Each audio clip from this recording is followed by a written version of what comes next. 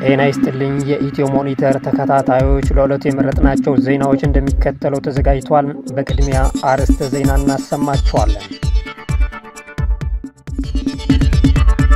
ኢትዮጵያ በዩኔስኮ የሥራ አስፈጻሚ ቦርድ አባል ሀገር ሆና መመረጧ ተሰማም።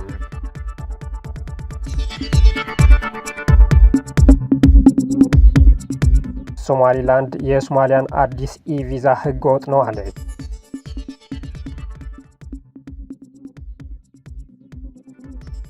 ግብጽ ለተባበሩት አረብ ኤሚሬትስ ስሞታ ማሰማቷ ተነገረም።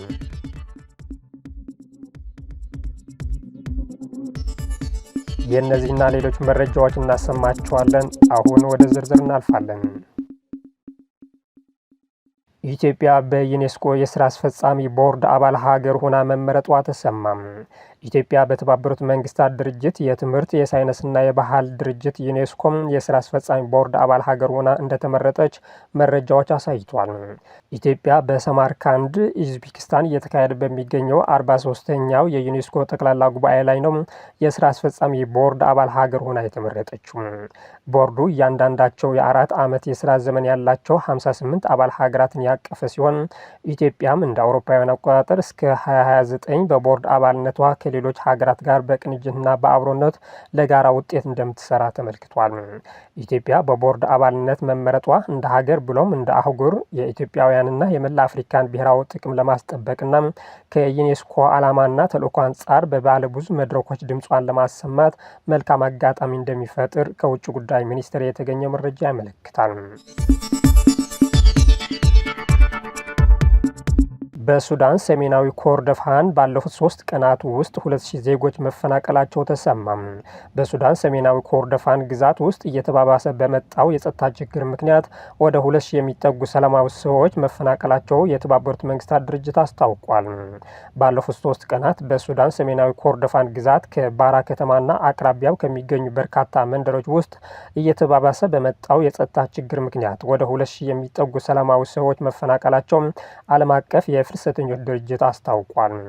አዲሱ የተፈናቃዮች ማዕበል የተከሰተው የሱዳን ፈጥኖ ደራሽ ኃይል ከጥቅምት 28 እስከ 30 ቀን 2018 ዓ.ም በፈጸመው ጥቃት መሆኑን የፍልሰተኞች ድርጅቱን ትናንት እሁድ ባወጣ መግለጫ አመልክቷል። ተቋሙ አክሎም ከጥቅምት 16 2018 ዓ.ም ጀምሮ በባራ፣ ሻይካን፣ ራሃድ፣ ኡሙራህባና ኡምዳም ሀጅ አህመድ አካባቢ በተከታታይ በተፈጸሙ ጥቃቶች 38990 ሰዎች መፈናቀላቸው ገልጿል። ከ2023 ጀምሮ በሱዳን ጦርና በፈጥኖ ደራሽ ኃይል መካከል የሚደረገው ጦርነት በሺዎች የሚቆጠሩ ሰዎችን የገደለ ሲሆን በሚሊዮን የሚቆጠሩ ሰዎችም አፈናቅሏል። ሶማሊላንድ የሶማሊያን አዲስ ኢ-ቪዛ ህገወጥ ነው አለች። የፕሬዝዳንት አብዱረህማን መሐመድ አብዱላሂ ኢሮ መንግስት አዲሱ የሶማሊያ ኤሌክትሮኒክ ቪዛ ኢ-ቪዛ በሶማሊላንድ ውስጥ ተቀባይነት እንደሌለው አስታውቋል። እንደ አውሮፓውያን አቆጣጠር ከህዳር 10 ቀን 2025 ጀምሮ የሶማሊያ ኢ-ቪዛ የያዙ መንገደኞች ወደ ሶማሊላንድ መግባት እንደሚከለከሉ የተዘገበ ሲሆን ሀርጌሳ በድንበሯ ውስጥ ስርዓቱን ህገወጥና የሌለ አድርጋ ትቆጥረዋለች ብለዋል። የሶማሊላንድ ባለስልጣናት ወደ አየር ክልል የሚገቡ ሆነ የሚያቋርጡ በረራዎች አሁን ፍቃድ ማግኘት ያለባቸው ከመቃዲሾ ሳይሆን ከሲቪል አቪዬሽን ሚኒስትሩ መሆኑን አስታውቋል። እርምጃው በሁለቱ መንግስታት መካከል በአየር ክልል ቁጥጥር፣ በሉዓላዊነትና በድንበር ዙሪያ ያሉ ውዝግቦችን እንደሚያባብሰው ተናግሯል። ወደ ሶማሊላንድ የሚበሩ ተጓዦች ከሶማሊያ ኢ-ቪዛ ይልቅ በሀርጌሳ ኢጋል ዓለም አቀፍ አውሮፕላን ማረፊያ የቪዛ የመዳረሻ ስርዓትን እንዲጠቀሙ ባለስልጣናቱ መክረዋል። አየር መንገዶቹም ማስጠንቀቂያ የተሰጠ ሲሆን ማንኛውም ወደ ሶማሊላንድ ለሚጓዙ መንገደኞች የሶማሊያን ኢ-ቪዛ ደንብ የሚያስፈጽም አየር መንገድ የሶማሊላንድ የአየር ክልልን ሊያጣ ይችላል ተብሏል።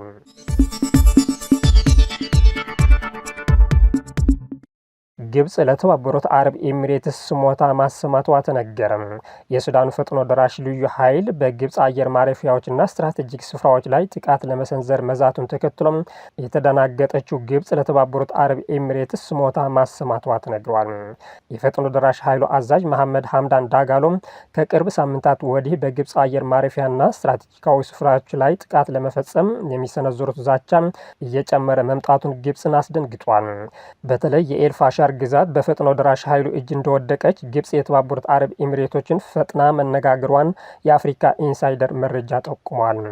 ግብጽና ኤሚሬትስ በሱዳን እርስ በርስ ጦርነት ሐምዳን ዳጋሎና ጀነራል አልቡርሃንን ደግፎም በተለያዩ ጎራ የተሰለፉ ሀገራት መሆናቸው ይታወቃል።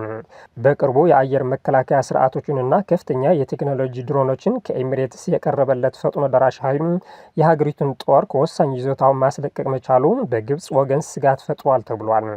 ጀነራል መሐመድ ዳጋሎ ኤርትራ ላይም እርምጃ እንደሚወስዱ መዛታቸው ይታወሳል። የሳውዲ አረቢያ መንግስት ኢትዮጵያውያንን ጨምሮ በህገወጥ ስደተኞች ላይ የተጠናከረ እርምጃ መውሰድ መጀመሩን ተገለጸ። የሳውዲ የደህንነት ባለስልጣናት በአንድ ሳምንት ውስጥ በአጠቃላይ 21647 ህገወጥ ነዋሪዎችን በቁጥጥር ስር ማዋላቸው ተገልጿል። እነዚህ ሰዎች የተያዙት ከጥቅምት 30 እስከ ህዳር 5 ቀን 2025 ባለው ጊዜ ውስጥ በጸጥታ ኃይሎችና ከሚመለከታቸው የመንግስት ኤጀንሲዎች ጋር በመተባበር ባደረጉት የጋራ ፍተሻ መሆኑን ተገልጿል። የተያዙት 12838 የነዋሪነት ህግን የጣሱ፣ 4564 የድንበር ደህንነት ህግን የጣሱ፣ 4245 የሰራተኛ ህግን የጣሱ መሆናቸውን መረጃው አሳይቷል። በአጠቃላይ 12098 ህገወጥ ነዋሪዎች ከሀገር ተባሯል። 21800 የጣሱ ወንጀለኞችን የጉዞ ሰነዳቸው እንዲያማሉ ወደ ዲፕሎማሲያዊ ተልእኮዋቻቸው ተልኳል ያለው መረጃ 6012 ህግን የጣሱ ወንጀለኞች ደግሞ የጉዞ ሂደታቸውን ለማጠናቀቅ ተልኳል ተብሏል።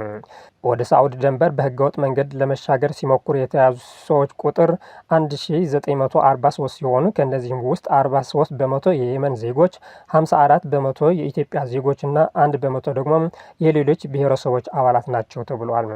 በህገወጥ መንገድ ከሳዑዲ ለመውጣት ሲሞክሩ የነበሩ 37 ሰዎች ተይዞም መታሰራቸውም ተዘግቧል።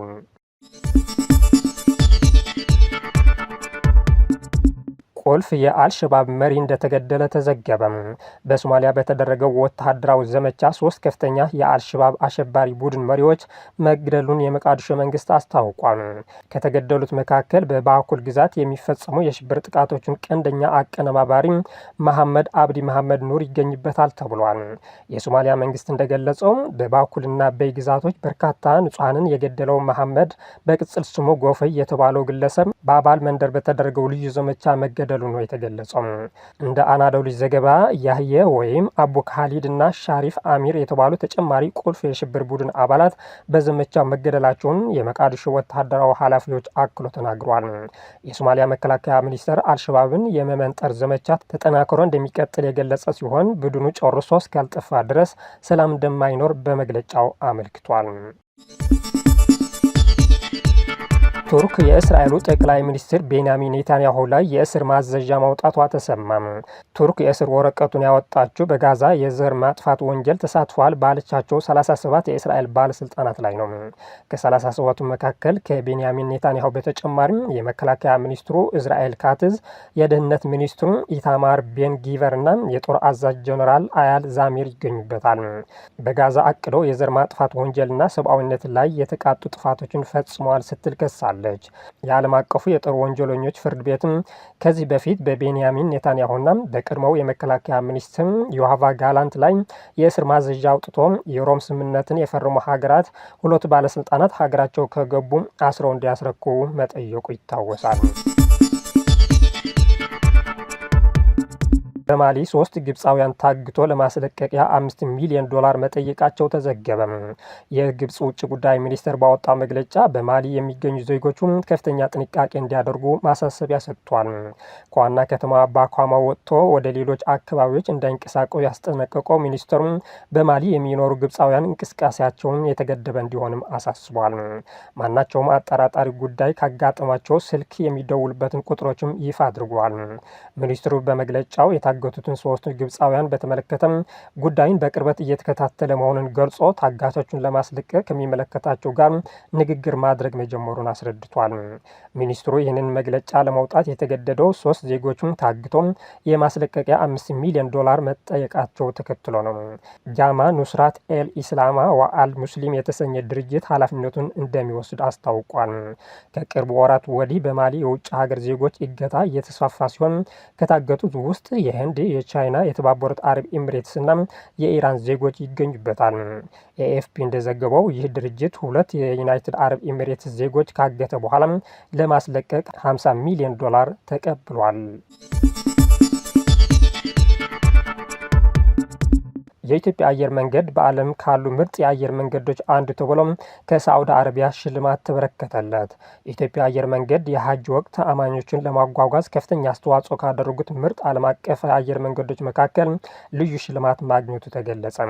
ይህም ላሳየው የላቀ አፈጻጸምና ለደህንነት ደረጃዎች፣ ለሰዓት አከባበርና ለአገልግሎቶቹ ጥራት የተሰጠ እውቅና መሆኑ ተገልጿል። በድጃ የኢትዮጵያ አየር መንገድ ስራ አስኪያጅ ከመካ ክልል ምክትል ገዥና በሳዑዲ አረቢያ የሀጅ ቋሚ ኮሚቴ ምክትል ሊቀመንበር ከሳዑዲ ቢን ማሻአል ቢን አብዱል አዚዝ አል ሳዑድ ሽልማቱን ተቀብሏል።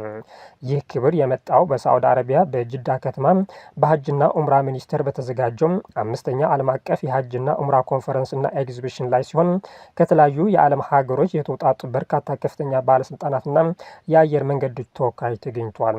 የኢትዮጵያ አየር መንገድ ተወካዮች ሽልማቱ ቁርጠኛ ለመሆንና ለርህማን እንግዶች ምርጡን አገልግሎት ለመስጠት የሚያነሳሳ መሆኑ አረጋግጦም የቅዱስ መስጊዶች ጠባቂ መንግስት የሀጅና የኡምራ ስርዓትን በማዳበርና የሀጅ አፈጻጸም በምቾትና ደህንነት ላደረገላቸው ከፍተኛ ጥረቶች አድናቆት ሰጥቷል።